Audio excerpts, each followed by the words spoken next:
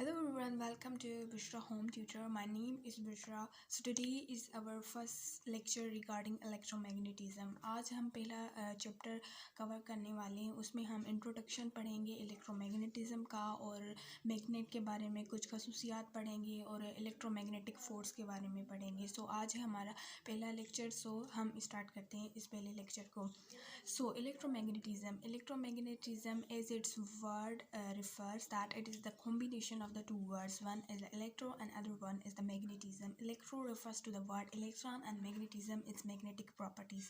कि इसमें हम इलेक्ट्रॉन और उसकी जो मैग्नेटिक प्रॉपर्टीज़ हैं, मैग्नेट के साथ वो कैसा बिहेव करता है कि उसके बारे में हम इलेक्ट्रोमैग्नेटिज्म को पढ़ेंगे. सो चलिए हम रीडिंग करते हैं इसकी. लेकिन इसे पढ़ने से पहले हमें ये पता होना चाहिए कि मैग्नेट क्या होता है. इलेक्ट्रॉन तो हम पहले पढ़ के आए हैं, लेकिन हमें मैग्नेट का भी ओवरव्यू होना चाहिए. तो मैग्नेट क्या है? एक मैग्नेट जो लफ्ज़ है वो ऑफ मैगन से लिया गया है. मैग्नेट की लिटरली मीनिंग है ऑफ मैगन. ये कहाँ से आया वर्ड? लेकिन एक शीप वर्ड था पहले ज़माने में, 1600 में एक शीप वर्ड था जो एक माउंट इदा के सामने एक माउंट इदा था जो मैग्नेट की तरह था. उस पर उसने अपनी लकड़ी जो होती है ना, जिसे वुड काटते हैं, वो उसने वहाँ पे रखी. तो वो उससे क्या हो गया, वहाँ पे चिपक गई.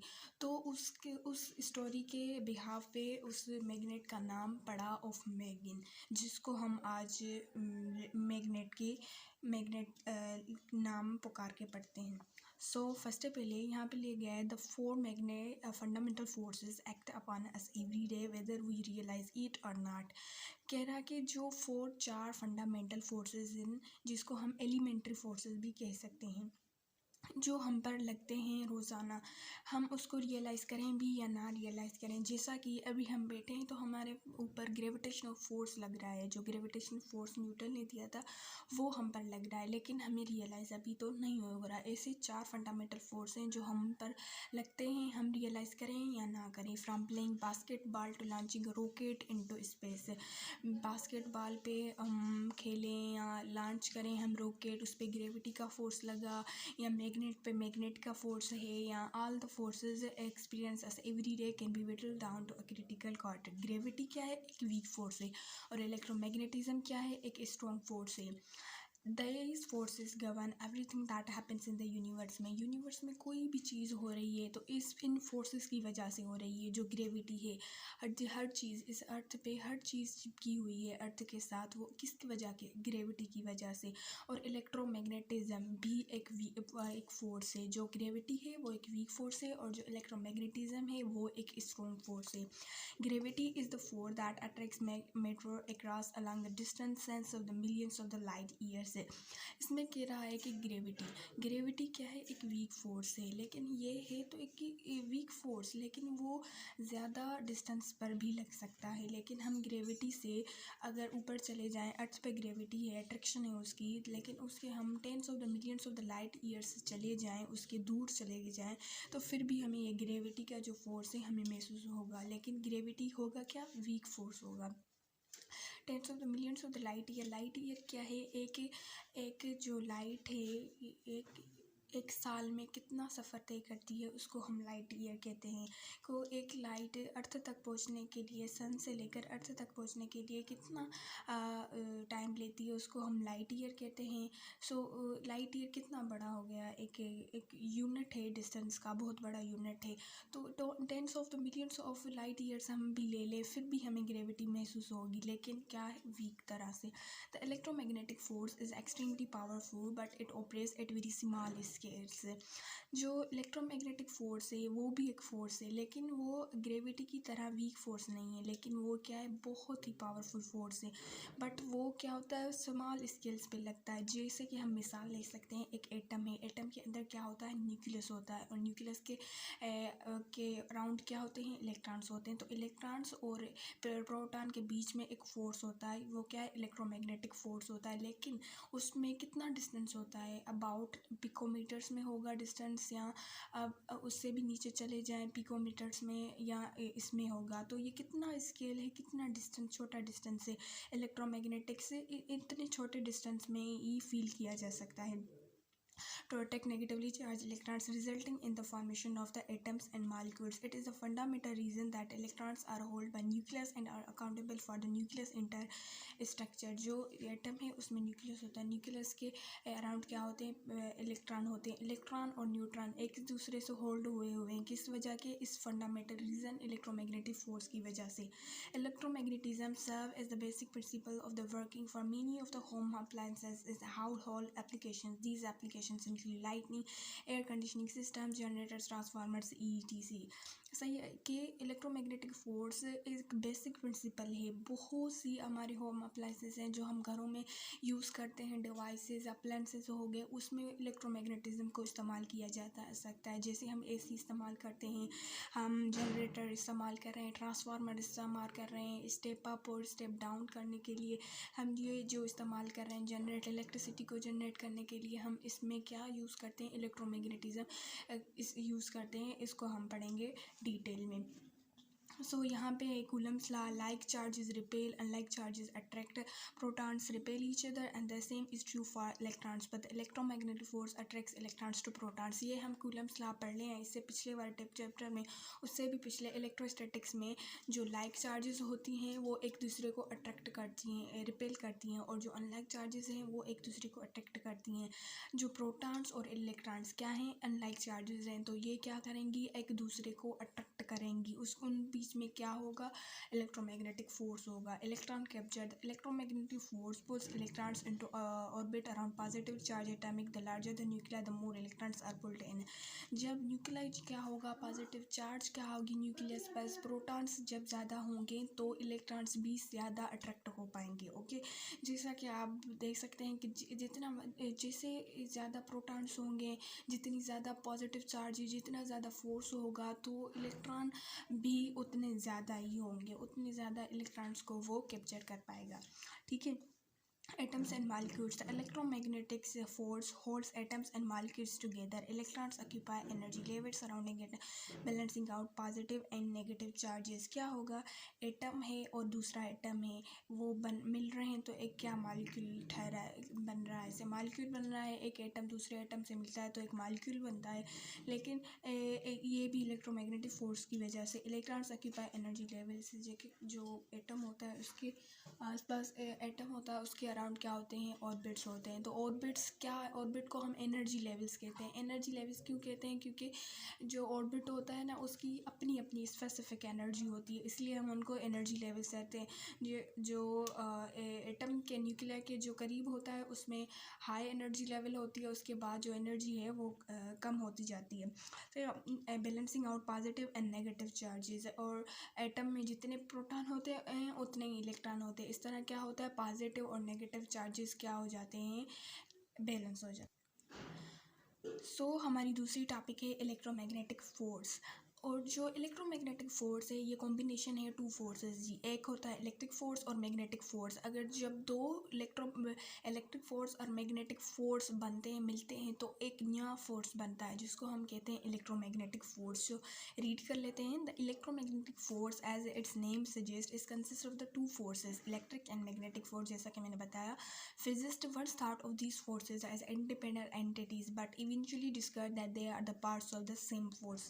फिजिक्स पहले क्या सोचते थे कि ये जो फोर्स हैं इंडिपेंडेंट एंटिटीज़ हैं, बट इवेंचुअली ये कहते थे कि इलेक्ट्रिक फोर्स भी इंडिपेंडेंट है, इंडिपेंडेंटली वो एग्जिस्ट कर सकता है, और जो मैग्नेटिक फोर्स है वो भी इंडिपेंडेंटली एग्जिस्ट कर सकता है। लेकिन उन्होंने ये डिस्कवर किया कि ये एक दूसरे के अलग नहीं एग्जिस्ट कर सकते हैं, ये क्या हैं, पार्ट हैं एक ही फोर्स के, एक ही फोर्स में दोनों पाए जाते हैं। The electric charge interacts with the charge particles. Electric charge particle से इंटरेक्ट करेगी। इलेक्ट्रिक चार्ज है, अगर जो उसके सामने हम कोई लेके आए चार्ज पार्टिकल तो उसके साथ ही इंटरेक्ट करेगी। लेकिन अगर हम कोई चार्ज पार्टिकल नहीं ले आएंगे तो वो उससे इंटरेक्ट नहीं करेगी। Whether they are moving or stationary, या कि वो मूव कर रहे हैं या स्टेशनरी हैं, द इलेक्ट्रिक चार्ज उनसे इंटरेक्ट करेगी। ठीक है, to create a field in which the charges can influence one in other. Field एक क्रिएट करने के लिए जिसमें चार्जेस एक दूसरे को इन्फ्लुएंस कर सकती हैं। लेकिन देखिए, हम एक इलेक्ट्रिक चार्ज लेके आए हैं, इलेक्ट्रिक चार्ज है तो उसने उसके चौधारी अपनी क्या बना ली है, इर्द गिर्द एक फील्ड बना ली है। तो एक फील्ड बना ली है तो उसकी चौधारी अगर कोई भी उसके अराउंड अगर कोई मूविंग चार्ज है फिर भी उसको वो इन्फ्लुएंस करेगी। अगर उसके अराउंड में अगर जो स्टेशनरी चार्ज है फिर भी उसको वो इन्फ्लुएंस करेगी। When these charged particles are set in motion, however, they begin to exhibit the second component, magnetic force. अगर ये स्टेशनरी चार्जेस हैं तो मैग्नेटिक फोर्स की एग्जिस्ट नहीं होगा, लेकिन अगर ये चार्ज पार्टिकल्स मोशन में हैं तो एक सेकंड कंपोनेंट प्रोड्यूस होगा, एग्जिस्ट करना शुरू हो जाएगा, जिसे हम मैग्नेटिक फोर्स कहते हैं। As the charge particles start to move they produce a magnetic field surrounding them. जैसे चार्ज पार्टिकल मूव करना शुरू हो जाएगा कि उसके चौधारी क्या बन जाएगी, एक मैग्नेटिक फील्ड बन जाएगी। जैसा कि आपने देखा है जो कंडक्टर्स होते हैं उसमें फ्री इलेक्ट्रॉन्स होते हैं, तो फ्री इलेक्ट्रॉन्स कंडक्टर मूव करते हैं, जैसे करंट पैदा होता है, फ्लो करते हैं, इलेक्ट्रॉन के फ्लो होने से करंट पैदा होता है। तो करंट में क्या हो रहा है, चार्जेस मूव कर रही हैं, चार्ज के मूव करने से क्या होगा, मैग्नेटिक फोर्स पैदा हो जाएगा, एक दूसरे कंपोनेंट हो जाएगा जिसे हम मैग्नेटिक फोर्स कहते हैं। As a result when electron flow across a wire to charge your computer or phone or switch on your TV, the weak magnetic field around the wire। जैसा ये कह रहे हैं कि हम अगर कोई भी वायर है कि हम मोबाइल चार्ज करने के लिए यूज़ करते हैं, टीवी को चलाने के लिए यूज़ भी करते हैं, कोई भी वायर हो अगर उसमें इलेक्ट्रॉन मूव कर रहे हैं तो उसके अराउंड एक फील्ड बनेगी जिसे हम मैग्नेटिक फील्ड कहेंगे। एंड वो जो मैग्नेटिक फील्ड होगी एक वीक फील्ड होगी। ये हम जो करंट की डायरेक्शन है, हम करंट मैग्नेटिक फील्ड की डायरेक्शन है कि वो मैग्नेटिक फील्ड की डायरेक्शन हम कर्ल रूल से पता कर सकते हैं। मिसाल के तौर जब करंट ऊपर की तरफ फ्लो कर रहा है तो हम क्या करेंगे कि करंट जो मैग्नेटिक फील्ड है इस डायरेक्शन में, राइट हैंड के रूल के दौरान अगर हम करेंगे तो करंट इस डायरेक्शन में है तो मैग्नेटिक फील्ड जो होगी इस डायरेक्शन में होगी। अगर जो करंट इस डायरेक्शन में है तो मैग्नेटिक फील्ड इस डायरेक्शन में होगी। यहाँ पे दिखाया गया है कि करंट किस डायरेक्शन में, इस डायरेक्शन में, और तो मैग्नेटिक फील्ड किस डायरेक्शन में होगी, इस डायरेक्शन में होगी, देख सकते हैं आप। हमारा दूसरा टॉपिक है magnetic effect of steady current. Steady current हम किसको कहते हैं, जो यूनिफॉर्म करंट होता है जिसमें करंट चेंज नहीं होता। स्टेडी करंट होता है, यूनिफॉर्म करंट को हम स्टेडी करंट कहते हैं। तो उसकी चौधारी क्या मैग्नेटिक इफेक्ट होता है उसको पढ़ेंगे। You can demonstrate the magnetic field around the current carrying conductor by doing an experiment. Pass a current carrying conductor through a cupboard sheet. Small compasses should be placed near the conductor. Shows how the compasses will point in the direction of the magnetic lines of the force। जैसा कि हम कह रहे हैं कि एक हमने ये जो है इसके बारे में कह रहा है कि हमने क्या किया, एक कपबोर्ड शीट लिया, उसको हमने काट लिया, उसके बीच में एक हमने होल किया, होल में हमने उस वायर को हमने कर दिया, फिक्स कर दिया। उस वायर को हम जब जैसे ही फिक्स करेंगे और उस कपबोर्ड शीट पे हम स्मॉल कंपासेस रखेंगे तो हमने देखा कि करंट क्या कर रहा है, ऊपर की तरफ मूव कर रहा है। तो जो क्या होगी, जगह मैग्नेटिक फील्ड होगी ना वो इस डायरेक्शन में होगी। तो देख सकते हैं हम कि करंट इस डायरेक्शन में मूव कर रहा है तो जो मैग्नेटिक फील्ड होगी इस डायरेक्शन में होगी। ऐसा क्या होगा, कंपासेस में जो नीडल होंगी ना वो सब इस डायरेक्शन में होगी, जो इस डायरेक्शन में मूव कर जाएंगी, जिससे हमें पता चल जाएगा कि जो करंट जब फ्लो कर रहा है किसी भी कंडक्टर से या किसी भी वायर से तो जो मैग्नेटिक फील्ड है उसको इफेक्ट होता है और वो अपना डायरेक्शन चेंज कर सकती है। The magnetic field direction around the current carrying conductor can be determined using the Fleming's right hand rule for conductors। Fleming's right hand rule है जो हमने पढ़ लिया। जो Fleming's right hand rule है, ये वाला जो Fleming's right hand जो Fleming's right hand rule है, जो ये थंब है हमें वो बताता है डायरेक्शन ऑफ द फोर्स। और ये जो मिडिल इंडेक्स फिगर हमें बताएगी मैग्नेटिक फील्ड का डायरेक्शन, और जो ये मिडिल फिंगर है हमें बताएगी डायरेक्शन ऑफ द करंट। जब हम मैग्नेटिक फील्ड मैग्नेटिक फील्ड एक यूनिफॉर्म मैग्नेटिक फील्ड, ये हम थंब राइट हैंड ये हमें थंब बताएगा कि डायरेक्शन ऑफ द फोर्स बताएगा। ये जो हमें इंडेक्स फिगर है ये हमें बताएगी मैग्नेटिक फील्ड का डायरेक्शन, और ये जो मिडिल फिंगर है ये हमें बताएगी डायरेक्शन ऑफ द करंट। सही, ठीक है। सही है। जो ये कह रहा है कि consider the dot in the middle of the conductor and the left is the point of an arrow in figure 16.6। जो ये 16.6 में हमें दिखाया गया है कि ये जो डॉट है इसमें consider the dot in the middle of the conductor and the left is the point of an arrow. ये जो डॉट है this indicates an electric current is travelling in your direction. ये कह रहा है कि जो डॉट है हमें वो बताती है कि ये क्या है, करंट जो है वो ट्रेवलिंग इन योर डायरेक्शन, हमारे डायरेक्शन में, आपके डायरेक्शन में ये मूव कर रही है। ये हमें बताता है कि travelling in your direction means out of the page, page के बाहर, आउट ऑफ द पेज हम कहते हैं इसको, travelling in your direction. The magnetic fields direction and indicated by circular arrows. कैसे करते हैं कि हमारे डायरेक्शन में आउट ऑफ द पेज और जो मैग्नेटिक फील्ड है इस डायरेक्शन में। सो हम देख सकते हैं कि जो डार्ट है हमें वो रिप्रेजेंट कर रही है आउट ऑफ द पेज और इस डायरेक्शन में मैग्नेटिक फील्ड है। Okay. When electrical wires carries alternating current, principle is important. This is due to the fact that positioning of wires named as the lead race has an impact on the operation of a circuit. सही है। When possible, conductors are grouped in pairs to reduce heating and radio interference caused by the magnetic field created by electric current flow. जब ये wire हैं, हम कोई भी चीज़ चला रहे हैं इलेक्ट्रिसिटी पर, तो वो उसमें क्या होगा, वायर में क्या होगा, इलेक्ट्रिक करंट फ्लो होगा। जब इलेक्ट्रिक करंट फ्लो होगा कि उसके क्या होगा, उसकी चौधर क्या बन जाएगी, एक मैग्नेटिक फील्ड बन जाएगी। मैग्नेटिक फील्ड की बनने से क्या होगा कि जो वायर है ना वो जल्दी से हीटअप हो रह जाएगी और रेडियो इंटरफेरेंस से हो जाएगी। इसकी वजह से हम जो वायर्स हैं उसको हम पेयर में यूज़ करते हैं कि हम इस नुकसान से बच सकें। To help reduce this heating effect the national electric code requires that wires भी क्या हो जाए, नेशनल इलेक्ट्रिक कोड उसको हमें चाहिए कि हम क्या करें, वायर्स हम क्या यूज़ करें, पेयर्स में यूज़ करें। These conventions are used to show the link between electric current flow and the magnetic field. The dart represents a current heading toward you. ये जो डार्ट है वो रिप्रेजेंट कर रही है कि करंट हमारे डायरेक्शन में, आपके डायरेक्शन में मूव कर रही है, करंट आपके डायरेक्शन में मूव कर रही है।